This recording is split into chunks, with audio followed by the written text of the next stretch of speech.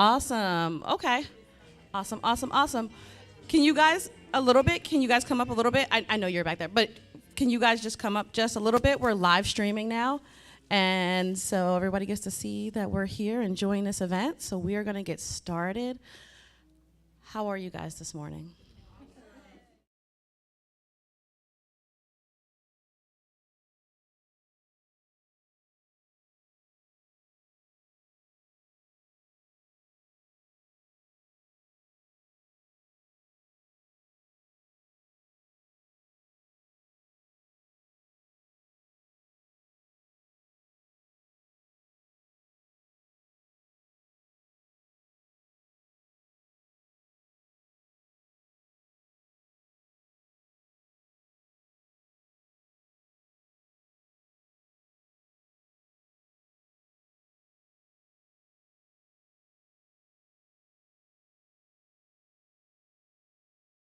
For all of this information, and you provided such value and such amazing information that I'm like, people who are if it's great for me, and I've been in business for a few years, but for someone who's just starting, this information is life changing. So I'm like, can you please come speak to my people at the event? And she said she would, and I'm like, I'm so honored. So please, guys, give your attention. I'm gonna give her the opportunity to come up and explain herself even better, but we are so lucky to have her here. So Jessica, if you can come up here, please.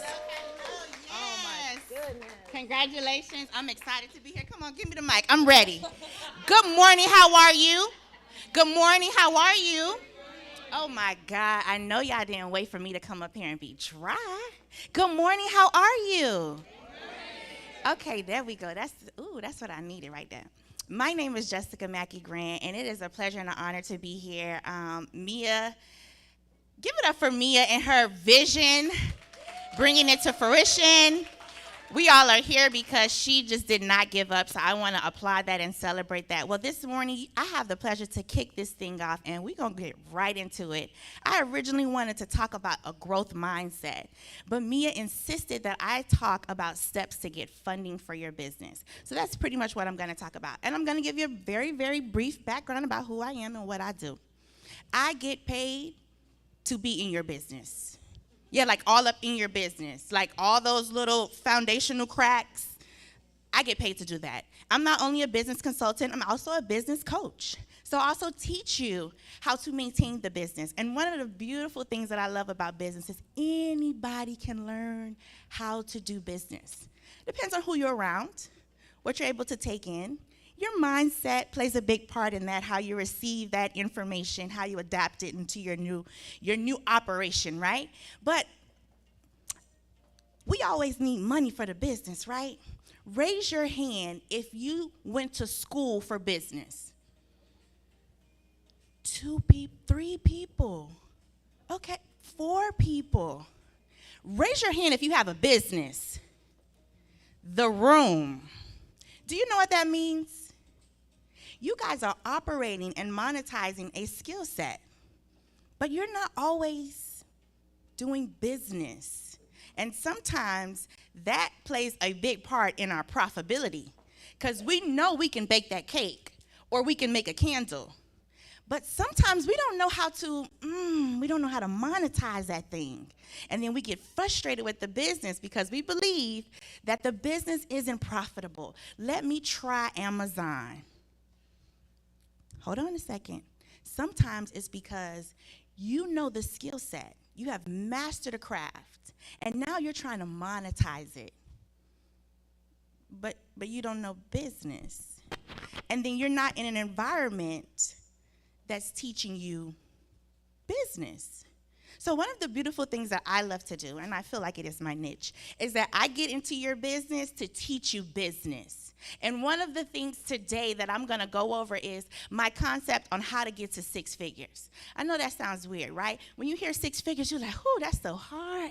I've been trying to get to 6 figures for 5 years. Well, your brain can't calculate, your psychology. It can't understand 6 figures because you've never reached that threshold yet. ... Okay, yet. But if I say all you need to do is have a product or service that you charge $350 for? Who has a product or service that you can charge $350 for? Anybody? Wow, okay, guess what? If you just sold one of those products, one, a day, that's a $10,000 month. If you're doing that for 12 months, the math is going to lead you to 6 figures. Imagine being able to multiply that 6 figures times 2, times 3, 4, 5. You're on the verge of being a multimillionaire. So what does that look like? Typically, business funding is always attached to your foundation of the business. Sometimes we just start the business and we're not really building the business. We're building the skill set. And so our profits are a little janky. 1 month, we're up, $5K. Next month, $5 that you borrow for your mama, right? And so you're like, man, I just had a great month. And then you look at the next month like, what happened? Well, one, you probably didn't have a contingency plan. On those slow days, you need to have something in place as far as sales so that you can capitalize on them. And so we're going to go to the foundation of how do you monetize your skill set. The first thing is, how are you incorporated? Most people traditionally go for an LLC. But there are 7 different categories of incorporations. You have an LLC, you have a sole proprietor, you have a B Corp, you have an S Corp, you have a C Corp, you have a partnership. I mean, you can have multiple types of businesses. And what's phenomenal about them are all of them are based on how you want to be taxed. They are not based on how you are governed. That's a big misconception. So people tend to pick an LLC because it's not double taxed. But if you want to not pay employee taxes or self-employment taxes, then you would be an S Corp, which would save you about 15% on your taxes. Doesn't sound like a lot, but once you hit that 6-figure threshold, that's a really nice number. And one of the things about structuring your business right is that you also need to know if your brand is bankable. Most people have a business that they don't even know it's a high-risk business. Anybody ever heard of a NAICS code, N-A-I-C-S? Anybody? Okay, very good. This code actually tells lenders if your business is at risk. Did you all know that? No, of course you didn't. So when you put that on an application and they say, hey, what's your NAICS code? You go to NAICS.org and you look up your codes and you put it on there. You should also look up the risk. Typically, if your business is at risk, lenders already know that they have to be cautious with funding your business venture. It's not that your business isn't making the money, but your business to a lender is a risk. So they typically will give you lower rates and higher interest. Another thing about your structuring of your business is when you do your EIN number, everybody have an EIN number? Everybody knows what that is? Perfect. When you do your EIN number, typically small businesses don't open up a business bank account, which means your EIN number is never activated. For example, if you started a business yesterday and your business got approved by the state on Friday, this Friday coming, that Friday you should open up a business bank account because it takes 1 day or as soon as you do it to get your EIN number. That EIN number is your social security number for your business, and typically it has a birth date. The birth date is when you put it into a financial system database. If you never have a business bank account until you're starting to acquire funding, you're an at-risk business. You're like, how? I ain't even did nothing with my business EIN. Well, you know why? They know you've been commingling the business funds. Actually, that's illegal. So, guys, if you are commingling, please stop. I won't tell if you won't, but now you know, so do better.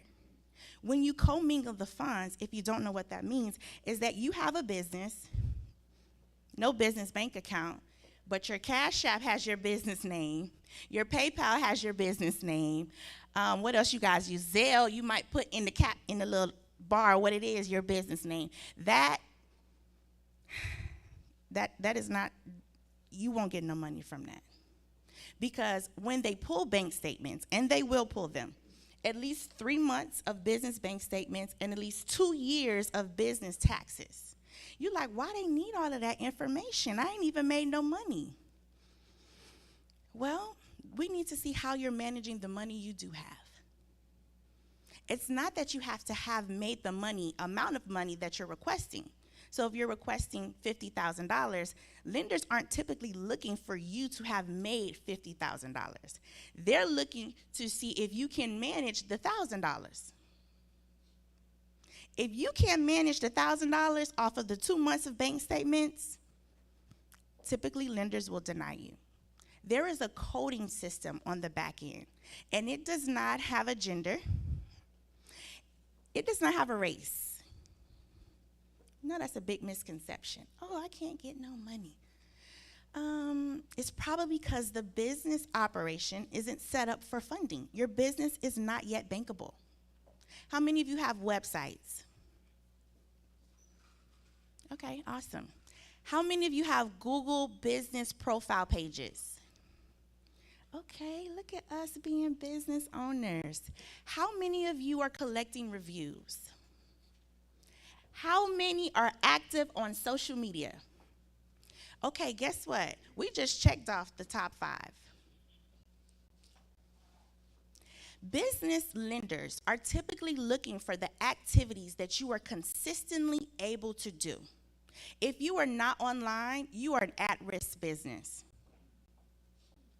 I cannot, as a lender, verify if you're doing what you're saying you're doing. I, as a lender, can't tell what people like or don't like about your business. That's a little risky, right? Because Amazon created a culture that if you're online, you're accessible, and everything is based off of what? Reviews. You ever bought something from Amazon? You read all the reviews, at least the first 55 of them, and they was like, this product works. This vacuum cleaner has the suction of 7.5 miles per hour. If you do it, it's going to suck up your pet. And then you get the vacuum cleaner, and you try to suck up the pet, and the pet doesn't get sucked up. And now you're mad because you're like, I read the reviews. Well, guess what? Lenders will take that approach and say, you know what? More people believe the reviews, and that product sale, what? That product sale. Oh, wait. The product sale, it increased. It's the perception of who is the buyer, who is the consumer. And so typically when you're looking for funding, that back office, they're checking off all of those little checkpoints. Are you showing up for your customers? What are they saying about you? Are you responding back to what they're saying? How consistent are you showing up online? Do you have a verified business number? I'm not talking about your cell number. Why? Because any business that is looking for funding knows that they need to operate as their competitors. It does not matter that you are a small, new, established business. What matters is, are you operating as an established business? Who's using Gmail as their email account? Okay. Yahoo. Hotmail. Okay, who has .com at the end of their email addresses? Guess what? That shows brand ability of ownership because you're owning your brand. If you have a Yahoo or a Gmail account, this is not to offend you, this is to educate you. Typically, lenders will say that's a risky person. I don't know if they're really doing business because as simple as having a professional email address gets you points. As simple as owning a domain and having something online gives you points. As simple as showing up on social media. I'm not saying you have to post 5 times a day. I never said that. I'm saying it should be consistent.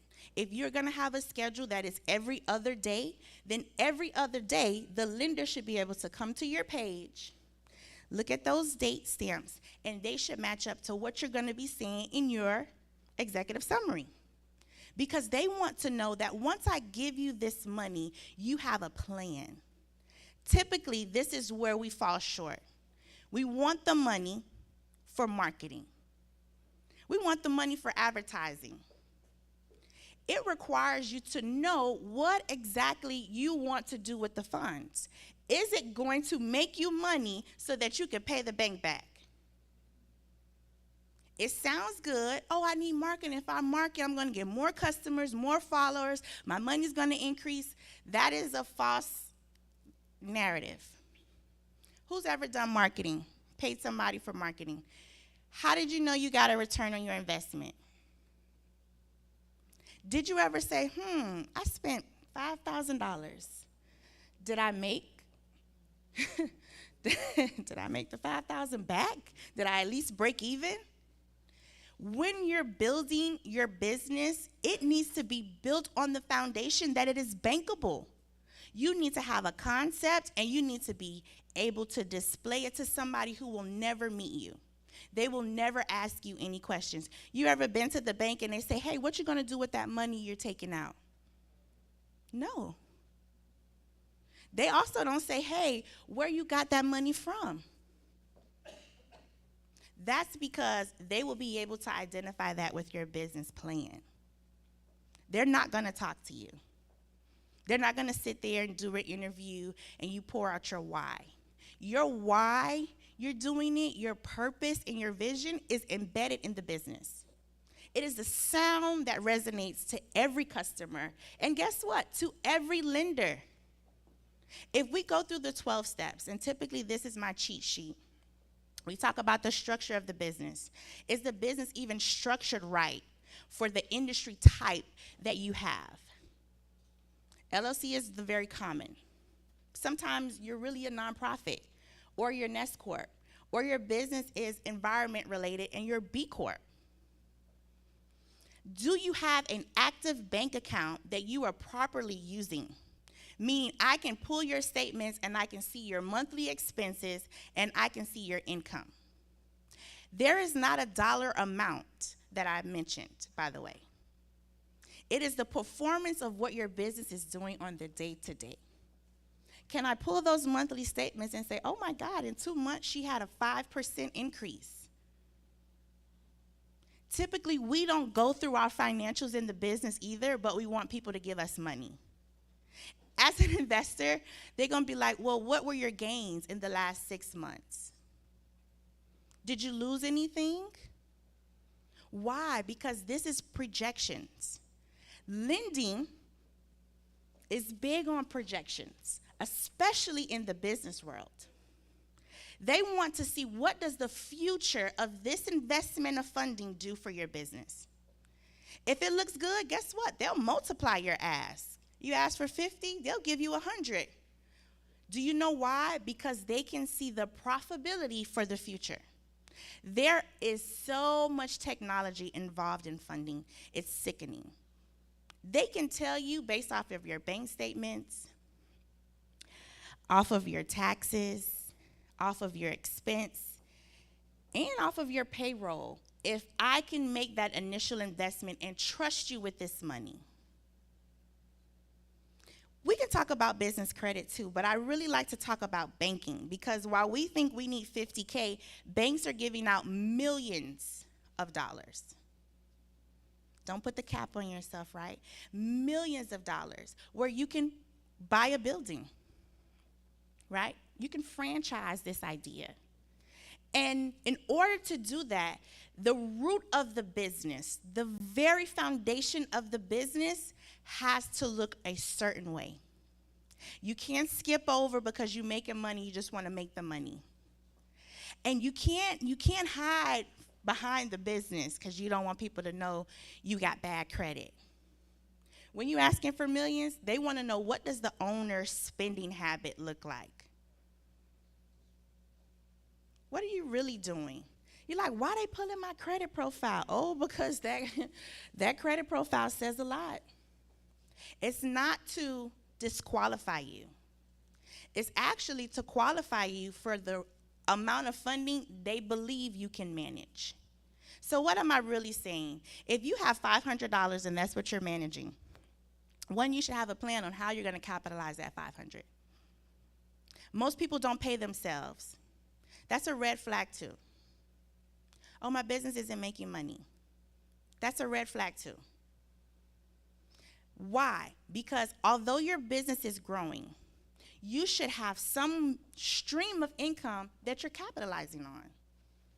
$5 turns to 10, 10 turns to 20, 20 turns to 40, and so there should be some type of consistent cash flow.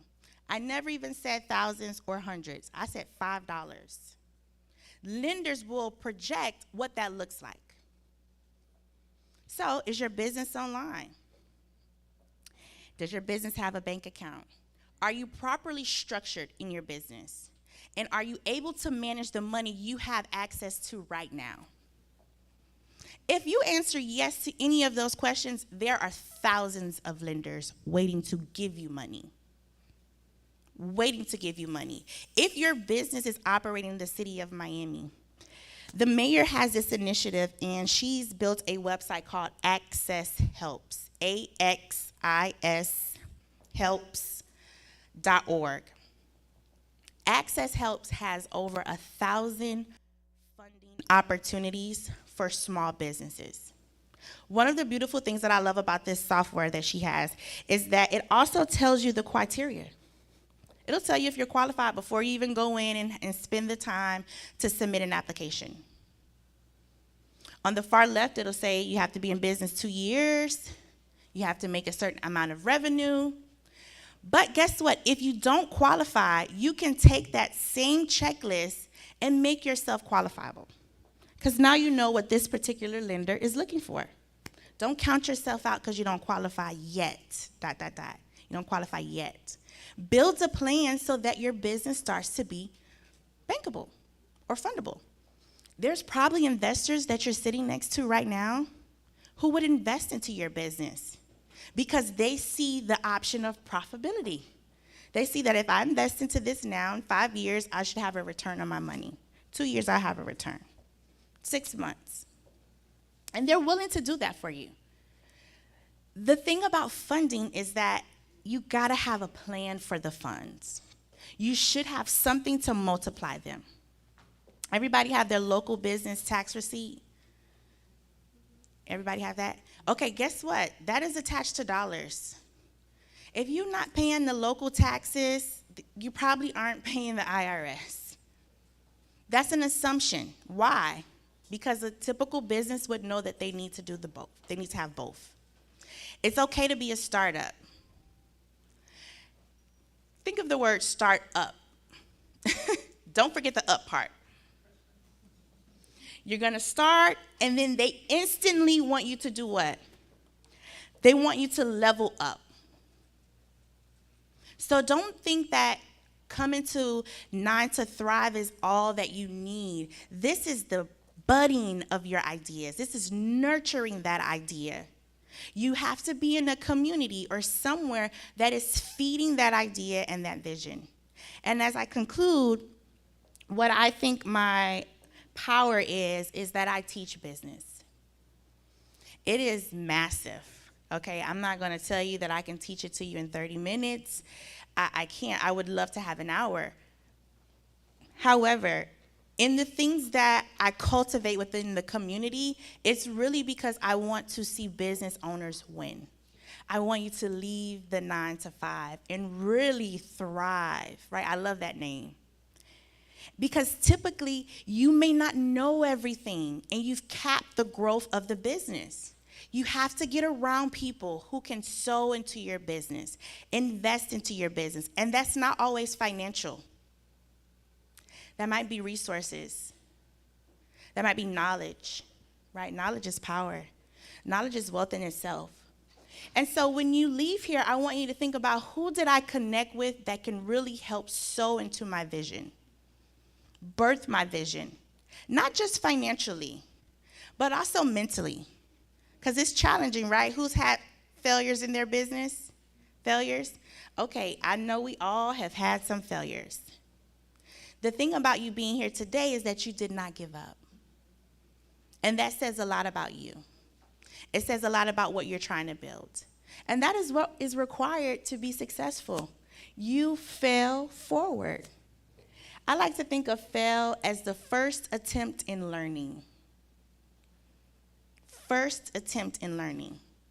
Typically, if you talk to any billionaire, any millionaire, they will tell you all of the failure stories.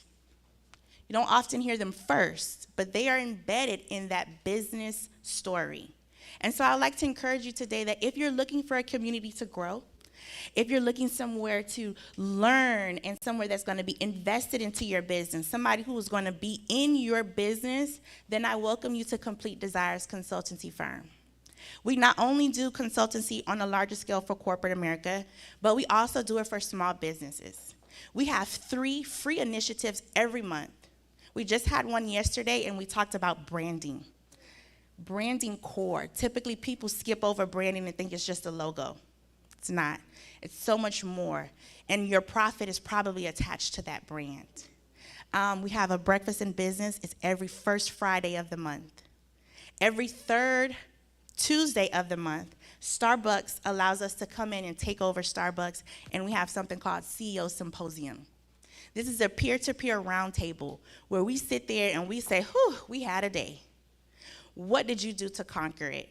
Who did you call? What resources can you share with your neighbor? And then every last Friday of the month, just started last month, we have something called Network-ish. It's a little networking. It's a little ish of everything, right? Because they have good music, they have good food, they have good drinks, but there are good people there that you can partner with and grow from, and that is held at Carousel at Gulfstream.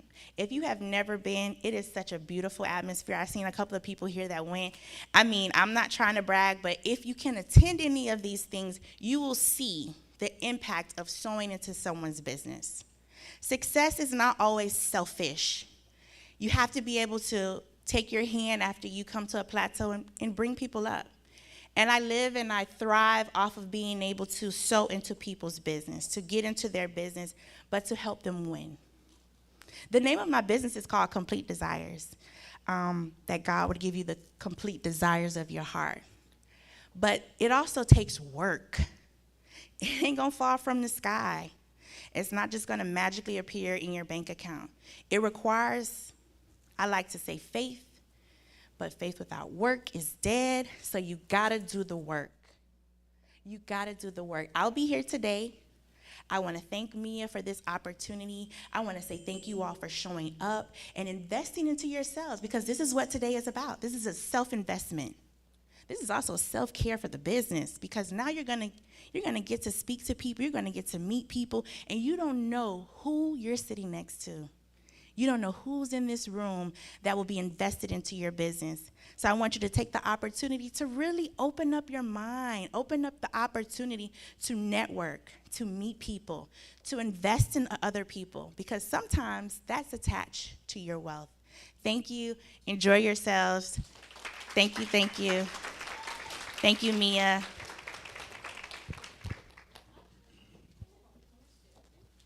I think, hey girl. Sorry, I think, hold on. Oops, sorry guys. There you go. Okay. Look, I'm professional now, guys. Look at me. Awesome. First off, can you guys hear me good? Okay. Is it a little bit better? Okay. All right. Sounds weird to me. Hold on.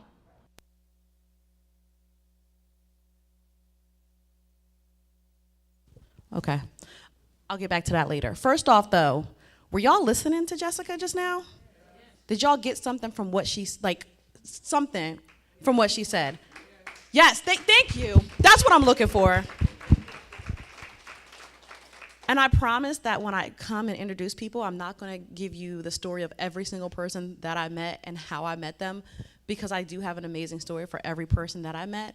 I'm not going to do it, but I will say that the next person that's going to come up, Also, super awesome, amazing person. First time I talked to her, we were on the phone for was it an hour, a little over an hour. It was long. I was out, I was in the car, I was back home, I was cooking, I was done eating, and we were like, no, I didn't eat, I didn't do that. But I was, I was cooking. But we had such an amazing conversation that I'm like, I'm so excited to have you here. I had you on I do Small Business Saturdays. A lot of you guys have been on there for entrepreneurship. So basically every Saturday, what we do live is, in fact, we should have had that up. So for you guys, if you guys don't follow me on Instagram, my Instagram is Goal Crushers. So it's Goal Crushers with a Z. I didn't do an S, and my husband said I did a Z because I'm old. But it's Goal Crushers Z _ and then Mia, M-I-A. If you guys don't follow me, go on there. You can see every Saturday that we have a different small business owner or entrepreneur that we bring on and we highlight. Did that. She provided such great information. And I'm like, I cannot. And it's a topic that a lot of people are interested in. How many people are interested in writing a book? That's a few of y'all. Absolutely. And guess what? This next speaker is about to help y'all get that done.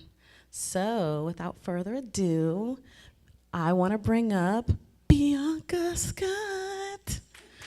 Oh yeah, I'm a singer too. I'm a host and I'm a singer. You guys are welcome. Awesome. I'm gonna bring it to you now. Mic check 1, 2. We good? We ready? Got my stuff going? Is it in order? Hey, turn me up. Okay. So today, I'm going to talk to you all about the art of authorpreneurship. I did not come up with that term. I heard it, and it's so accurate because as an author, you are an entrepreneur. You are your own business. So that's what we're going to talk about today. So a little bit about me. That's the cue to... Oh, I guess you want to know what you're going to learn. You're going to learn how to write a book. You're going to learn about the key elements needed in publishing. You're also going to learn about tips on how to do it the right way, because there is a right way, there is a wrong way, unfortunately. And my goal is to make sure that you are set up for success. I don't want you to go in here blind and just listen to me, okay? I'm not going to take too much of your time, I promise. I'm going to be quick about it. So, again, my name is Bianca. I am the owner of Busy Bee Writing. I am based out of Atlanta and Orlando, out of both areas, because God is good, He is great. And with that being said, I am an author, I am a content creator, I am a content strategist, ghostwriter, editor, extraordinaire. I do a lot of things when it comes to writing. Just putting pen to paper. If I'm typing something, I probably do it. That's my area. That's what I love. That's what I'm good at. And since I've been in business, I've helped over 500 different authors publish their books, write their books, get it out there to the market. And ultimately, that's what I'm going to talk to you all about today. So, a few reasons why, because you might be like, Bianca, it sounds great, but why should I even write a book, right? Like, what is it even going to do for me? Particularly if you are an entrepreneur or a small business owner. It's a bunch of different ways. So number one, there's this thing called a funnel, right? So whenever you're dealing with putting people through your funnel as a business owner, you need something for them to latch on to. You need something for them to grab to. So having a book, and particularly a thought leadership type piece, is a great way to start that conversation, right? Also, boost your resume, boost your credibility. It does different things as an entrepreneur. So everyone in here, if you have a business, a small business, big business, little business, I don't care, you need to have a book out there. Also, it's another stream of income within your business, okay? So we're gonna get right into the 5 different things, the 5 steps rather, into actually getting this book out of your mind on paper and published. So the first thing that you need to do is plan it. This is a step that is so important, and so many people don't take the time to do it. So particularly, whenever you're planning this book, you need to think about your audience. So, unpopular opinion, your book is not going to be for everybody, okay? Just like in business, you're marketing to a certain person. Whenever you write this book needs to be for a particular audience. So that's one thing that you need to make sure that you're clear on, is who am I writing this book for? So me, I'm in the content writing space. So I might write a book that's teaching people how to create content for the whole year in less than 10 days. I'm going to be speaking to a particular type of person. I'm not talking to everybody. I'm only talking to people that don't like writing content, people that don't have time to do a whole lot of content. I may only be talking to entrepreneurs and business owners. So I need to speak that language. I need to know who I'm talking to. I need to know my audience, okay? Another thing is the genre. Whenever you put a book out there on Amazon, Barnes & Noble, Ingram Spark, you have to pick a genre. Now, with that being said, know your genre. Know exactly what it is that you're putting this book into, because every genre has a format of sorts, right? It has a particular way that you want to address it. So, in other words, if I'm writing a romance book, right, it's going to be vastly different than a self-help book. Now, the great thing about being an author that I absolutely love is that you're not competing with other authors, because a reader is going to be a reader. If a person likes to read, they typically have a particular genre that they like to read. So therefore, as long as you fit that genre, then you have a better chance of actually being able to sell your book. So other things is the actual topic, what you're going to talk about, something that people really care about. And also, lastly, an actual timeline, because you don't want to be that person that says, I'm going to write my book by the end of the year, because you probably ain't going to do it. That's just the reality. So actually get a plan together of when am I actually going to write this book, how much time am I going to spend on it, kind of, of course it's always flexible, right, because life happens. But already have that idea in your mind about how you're going to actually go about writing the book. So the next step is actually writing it, right? That's the fun part. And the second hardest part is not even the hardest. Whenever you write the book, particularly when we're talking about thought leadership books, meaning you are the expert on something in particular, don't put a lot of fluff in there, okay? Because in nonfiction in particular, people want the point. They want to know, why should I read this book? And they want to know it quickly. So avoid a bunch of fluff. Also, in that planning stage, you're going to have that outline. Stick to it, because more than likely you wrote it for a reason. So as long as you stick to that outline, you'll be able to make sure that you talk about everything that it is that you need to talk about. Next, quality over quantity. This is huge. I get this question all the time. People say, Bianca, how long should my book be? How do I know I got a long enough book? Well, did you say everything that you wanted to say? Then you're done writing. I've seen books that are 50 pages that are 10 times better than a book that's 200. Do not think that you have to have a certain length when it comes to your books. It's about getting the point across. It's about making sure that anything that's written in that book is absolutely necessary. Filler and fluff is for fiction, okay? We don't need that in nonfiction. We need you to be able to do whatever it is that your book is saying that it's going to do. And then during this stage, you actually need to start marketing. I'm gonna tell you this quick analogy. So think about whenever you watch a superhero movie, okay? When you watch a superhero movie, you're with them the entire step of the way. You see their ups, you see their downs. So by the end of that movie, you're rooting for them. You're like, yeah, get the bad guy, kill him, attack him, let's do it. You want to have that same approach whenever you're being an author. You want for people to see your process as you're writing this book, so by the time it's published, they're like, oh, I'm ready, like, when's it coming out? I'm ready for it to buy it. So start marketing while you're writing it. Don't wait until you're done with the book, because that is a surefire way to make sure that you do not get as many sales as you deserve. Start marketing from the beginning. The next step is gonna be perfection. So this is where you're going to have to get some other people involved. Before you give it to an editor, definitely look at it to make sure that for the most part, you like what's going on.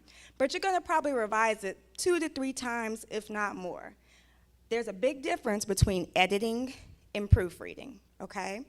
Editing, the best way to describe it, is you're looking at a book from a high level. You're looking at a book as far as, is everything that needs to be in this book in this book?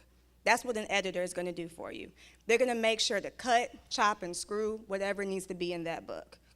Whereas proofreading, the idea is everything that's in this book, is it written perfectly, okay? So that's 2 different mindsets, which means you're going to need more than one person to look at it. So I know a lot of times People at this stage, they might try to enlist their cousin, auntie, sister, brother-in-law. However, I urge you not to do that. The reason being is because typically, as much as they love you, they might lie about how good your book is. That's just the reality. They're not going to want to hurt your feelings, so they're going to tell you, like, oh, this is the greatest thing since sliced bread, and that might not be the case, okay? So at this stage, also get you some beta readers, some people that are not affiliated with you, that will tell you the truth about how is your book being received. Is it in the right order? Is it in the right context? Did it do what it's supposed to be doing, okay? So then the next step is gonna be publishing. This is the meat, right? This is when you get into the business of books. Again, that authorpreneurship. So at this stage, you're gonna need your cover created. Yes, you can judge a book by its cover. Yes, the cover matters. But again, make sure that it matches the genre. Don't be so, oh, I want this great, magnificent cover that has these angels falling, and okay, that's great, but does it match what the #1 bestseller is in your genre? Does it match the top 10 in your genre? Because again, we want this book to be something that is not so unique that it does not fit a particular genre, because people buy into genres. That's what they buy into. Also in this stage, the typesetting and formatting. That's interior. You can get a professional to do that. It's tedious. I don't recommend you do it yourself. I'm just going to be honest with you. It's not fun. If you're not good at typesetting, you're not good in InDesign, just hire a professional. But that's also involved in this stage as well. Then, whenever Miss Jessica, she spoke about the social security number that you need for your business. So your ISBN is your social security number of your book, okay? You need one. You need one. You need one. It's required. Now, free tip. Do not get a free ISBN number. I'm going to tell you why. Whenever you go to an Amazon or a Barnes & Noble, if you go and say, oh, they're giving these free ISBN numbers, let me take one of those, you're telling them that they're the only ones who can distribute your book, okay? You, as an entrepreneur, you want to have full rights, and you want to be able to take this book from here to Africa if you want to. You want to be able to use any publishing company, distributor of your choice. Therefore, you need to buy it. And the only place in the US to get it is My Identifiers, okay? Bowker, B-O-W-K-E-R. That's the only place in the United States that recognizes the ISBNs. That's the only place that you need to be getting your ISBN from. Don't try to go to somebody else because it's $20. Don't try to get a free one because it's free. Buy that ISBN. It's an investment, okay? It's a $100 investment. Get the ISBN. Also, the Library of Congress control number, that's what LCCN stands for. If you want that book to be in the public libraries, you need that number. It's free, okay? Sign up for it and get it. And of course, the copyright filing. Fun fact, in the US, just because you publish a book, you automatically have a layer of copyright protection. However, if you want that extra in case people want to come and try to steal your ideas, I recommend going ahead and filing that copyright. Again, it's an investment, not an expensive investment, but an investment nonetheless. And also the distributor. So that's when I mentioned Amazon, which is like a big one because everyone knows it. Everyone shops there. Barnes & Noble, Ingram Spark, BookBaby. These are all different companies that you can upload your book so that it can be distributed, all right? And then the last step is going to be to market that thing. So during the marketing phase, it lasts forever in my Cardi B voice, okay? You will market your book until your book is no longer available. So therefore, you want to, technically you should have did this already, but you need to know what you want to do with this book. So again, remember I mentioned to you in the beginning, okay, do I want it for a funnel? Do I want it to build credibility? Do I want it to be an additional stream of income? So with that being said, you need to know where you're going with this. I have one client who took his book, he turned it into a program that's now being offered into LAUSD schools. That's great. Had another client, he took his book and he sold it directly to different principals. Had another client, she's selling it to different group homes, like women's services clinics.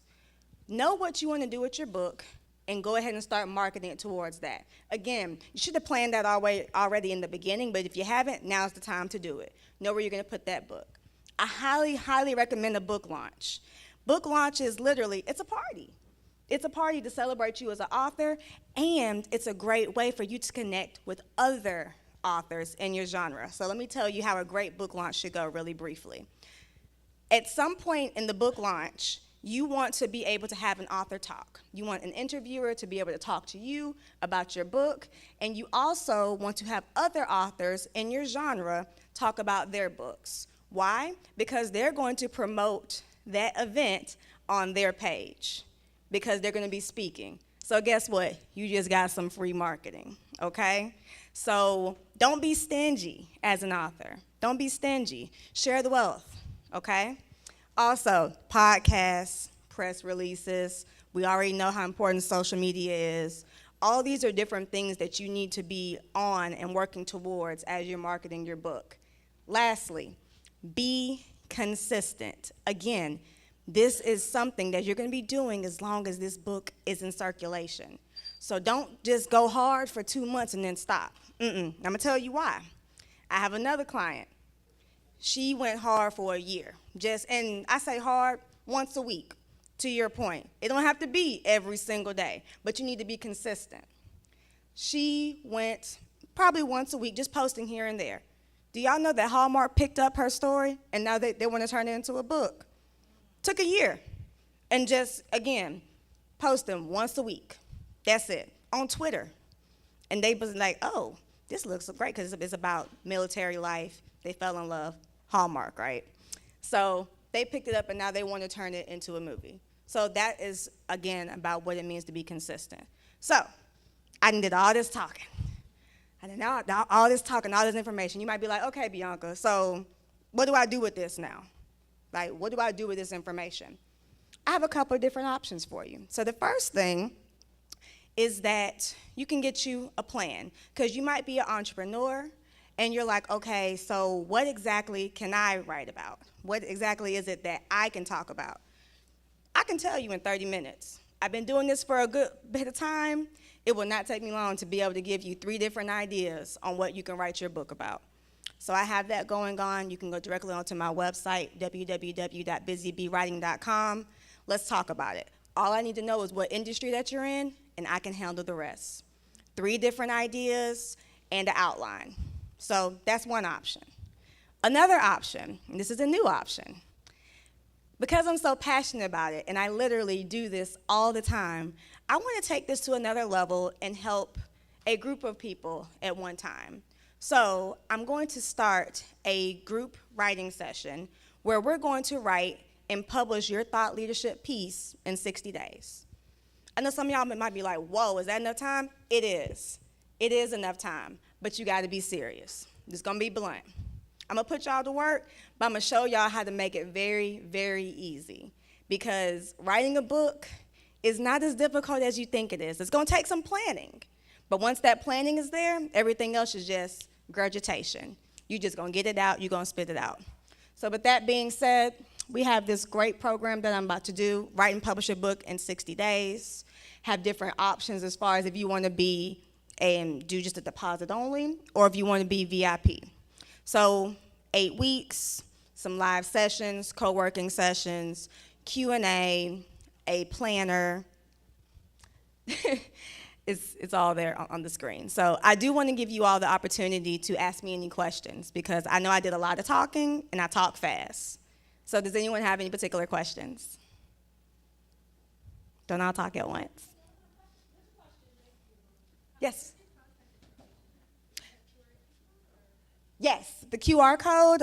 Also, it's in the bags that you all got. So I have a flyer in there as well. Mm-hmm. Anybody else? Was I that thorough? Yes, ma'am. Ooh, girl, do you have time? So, long story short, in 2016, I was working as a marketing specialist for an architecture firm. And in doing so, you see the same people day in and day out. One of the people I saw was working in the parking garage, and I mentioned that I had an affinity towards writing. He was like, hey, did you know you can get paid to write? I'm like, but I'm not a journalist, I'm not a reporter. He was like, no, there's this thing called Upwork.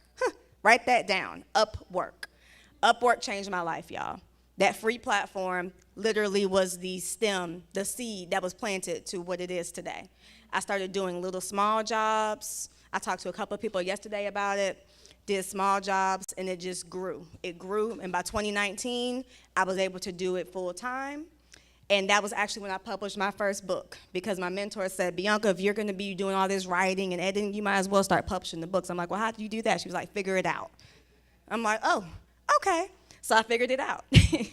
And then since 2019, that's whenever the publishing aspect got introduced into the business. Yes. It's called Metamorphosis A to Z. It's a business plan, to be completely blunt.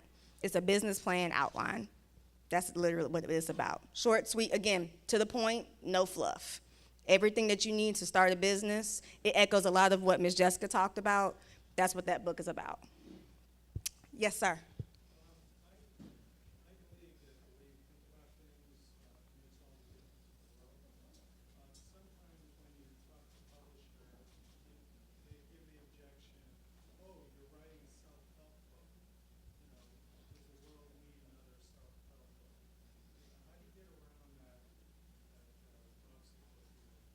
So I will say the answer to that is the same reason why you have 5 different burger joints, why you have 5 different people that sell chicken. Just because they do it one way don't mean that you're going to do it that same way. So you're going to take it from a different perspective. And because of that, that's what will ultimately help you to be successful, along with the marketing. Because some of the best books that I've ever read, no one ever knows, because they did not market their book properly. They did not take that initial planning to see who they were going to market it to. Yes, ma'am. Hold on one second. Listen, I got another mic so that we can hear everybody's questions, because I feel like this is how I feel like the questions are. Hey, girl, I had a question. Here you go. Yeah, it was a great presentation. Do you have a done for you service? Done for you service. Yeah, done for you. So you gave 2 options. One is to create 3 ideas for the person, and the other option is the coaching. But do you have a third option, which is a done for you? So if somebody wanted you to do everything. Oh, absolutely. Okay. I just didn't have time to talk about it. Okay. So the basis of my business is, again, ghostwriting and publishing. So I have several different packages. Again, if you just go to my website, I have a whole brochure about it. So if you don't want to write your book, like, Bianca, I got this idea, can you do it for me? Bianca is your girl. That is what I do, and it is what I love, because I love to talk, as you can see, and I'm a very good people person. I'm good at pulling things out of people, to this young lady's point, able to pull things out of you to be able to get that story. So if you already have the idea, I can take it from there. Absolutely. Great. Anybody else? Thank you all so much. I appreciate you.